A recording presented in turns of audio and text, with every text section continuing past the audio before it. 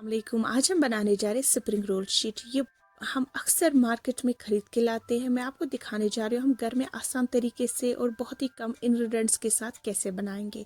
यहाँ पे हमने एक बाउल लिया है जिसमें हम मैदा डालेंगे 1 कप, साल्ट डालेंगे half table of spoon, water डालेंगे 1 कप,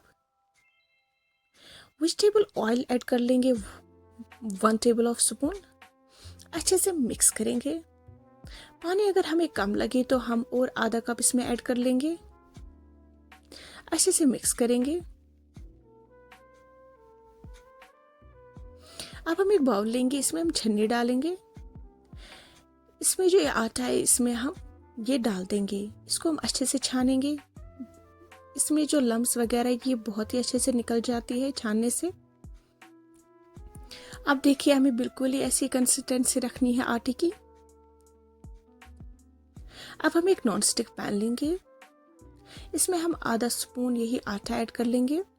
अच्छे से हम इसको स्प्रेड करेंगे हर साइड से।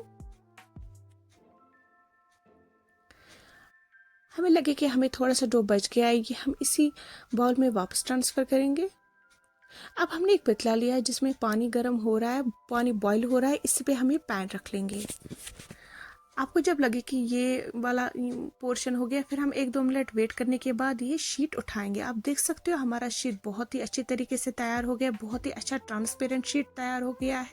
बहुत ही आसान है बनाने में। हम इन शीटों से समोसे कोई भी रोल बना सकते हैं और बहुत ही कम इंग्रेडिएंट्स के साथ, और हमारे पैसे भी बहुत ज़्यादा बच जाते हैं। आपको ये रेसिपी अगर पसंद आए तो प्लीज़ मेरे चैनल को सब्सक्राइब करिएगा। आप देख सकते हो हम कुछ रोल्स बनाएंगे इन शीटों के, आप देख सकते हो।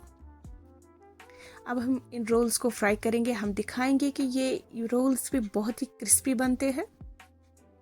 आप देख सकते हो बहुत ही क्रिस्पी बन के तैयार हो गए थे और बहुत ही मज़ेदार तैयार हो गए थे। अल्लाह हाफिज़।